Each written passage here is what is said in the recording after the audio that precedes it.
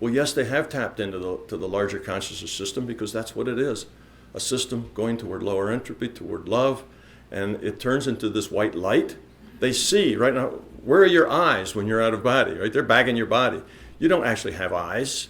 You don't actually have ears, but you see and hear things out there. How's that? It's because you interpret in terms of metaphors of your senses, because that's the only thing you know. If you don't interpret it in terms of your sense metaphors, you can't think about it, much less talk to somebody else about it. It's not yours to deal with. So everything, the data you get has to be converted into some metaphor applied to your sensory data, because that's all you know. Okay? So, and why a white light? Well, why do good cowboys wear white hats? You know, that's part of the archetype. You know, it's a social belief in our system. Besides, a black light would be hard to see, wouldn't it? What about the silver cord? If you remember, those people going out of body, it wasn't called out of body in those days. Bob was the one that coined the word "ooh" because he wanted to get away from all the junk that went with the out of body, the astral projection. But everybody did astral projection. You know, Fox, Muldoon, and Carrington. If you've read all those old books, everybody that went out of body had a silver cord. They needed that silver cord because that was their lifeline. Because their belief was that the spirit and the body had to be a united whole, and if the body lost the spirit, the body would die and go away, and if the spirit lost the body, it would, you know, wander forever and be lost, and so on. So they had to be connected. That was a fear. That was a need. So they connected it with a silver cord. Okay, well, where are the silver cords now?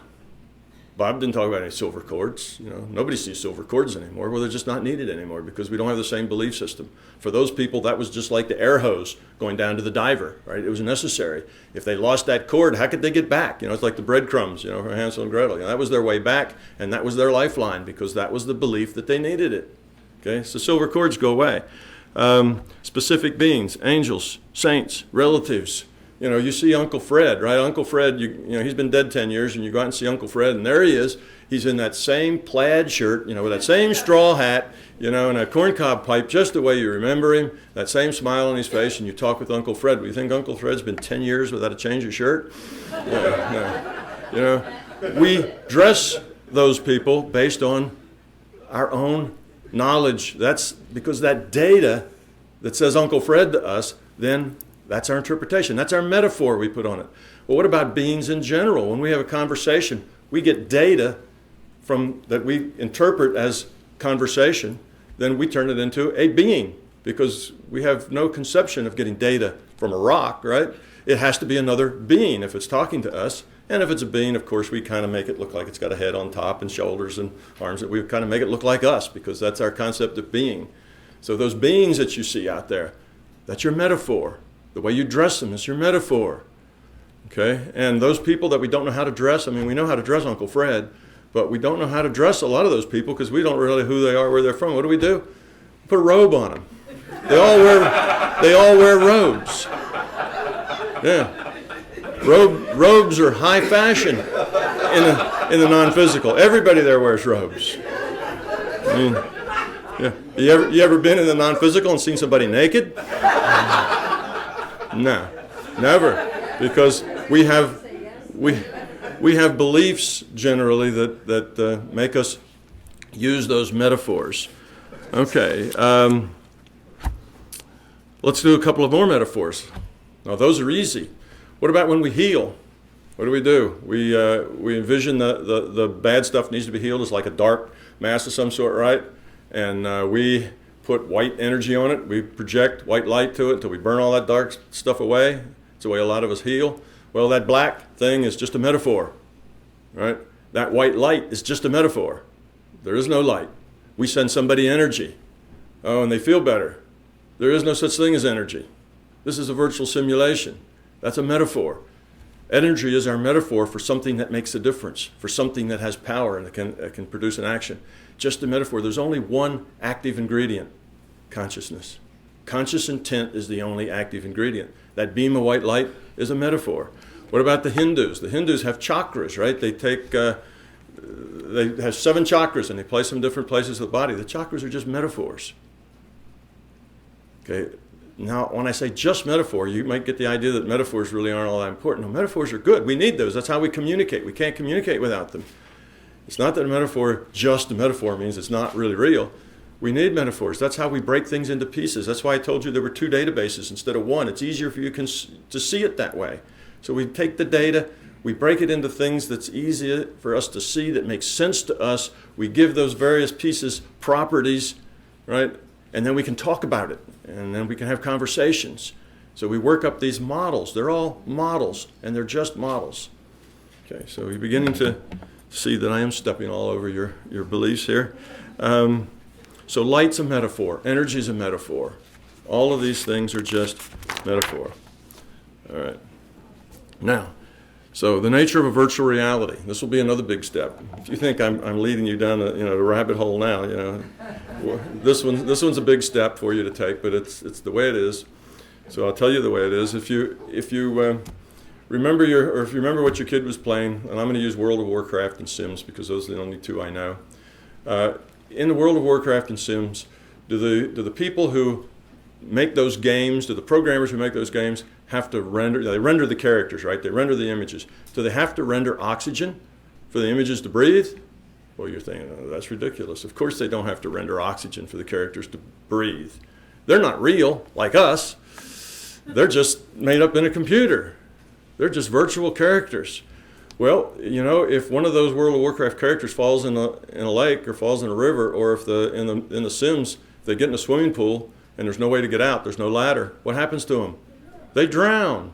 Why do they drown? Because there's not enough oxygen underwater for them to breathe. That's why they drown. You don't have to simulate or render the details. You only have to render the effects. And that's true in this reality as well. There's no reason at all to render any oxygen in this room. No reason whatsoever to render oxygen in this room. Okay?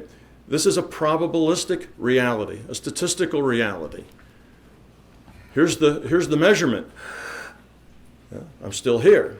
Then the measurement said that there's oxygen in the room. That's because when the measurement was taken, you go to the probability, you go to the statistical distribution, and you make a sample. Is it probable that there's oxygen in this room? Well, look at the rule set. The rule set says, well, there's trees around, there's still there's plankton in the ocean, all these things that make oxygen. Yes, it was probable that there'd be oxygen in this room. Well, if it's probable that there's going to be oxygen in this room, then we carry on. It keeps rendering us. We cut down all the trees, kill all the plankton, then it's not probable that there's going to be any oxygen here. We all fall over, you see? So it's a probability-based reality. You don't render anything that you don't have to. That's wasted cycles. Okay, so right now, you're all looking to the front of the room. In your minds, there's no data in your data stream that's rendering the back wall. None. Back wall doesn't exist for you now because it's not in your data stream, because you're not looking at it. You turn around and look at the back wall, this is not rendered for you. You only get the data you need when you need it. It would be wasteful of computer cycles to render anything that wasn't needed. In those video games, your little video character turns around a corner, and in the background you see the trees spring up and the mountains jump up. That's because their server isn't very fast. Well, this is working on a cycle of 10 to the minus 44 seconds. Let me tell you, it's fast. You don't notice those kinds of things here. Okay, now I'm going to, here's one important thing, that middle bullet there. When something is rendered, it must be consistent both historically with existing data and causally with the rule set. Those are the only 2 rules. This is a statistical reality. And what it renders is based on those 2 rules. It has to be consistent. That's why when that particle went through was detected at that slit, it couldn't do anything after it was brought into the reality as a particle except go in a straight line like particles do. Okay? Because once it's rendered here, it's here and it has to abide by the rule set. And the rule set says that particles travel in a straight line unless acted on by some other force. So as soon as the probability collapses to a physical value, then you have to abide by the history. You can't have history jumping around. It has to be consistent, and you have to abide by the rule set. Well, it's the same with us. And you're going to see this is going to explain a whole lot of things that are right now unexplainable. Okay, now I'm going to solve one deep mystery that we've all pondered over. and probably laughed at, and we probably wrote it down as a semantics issue, but you're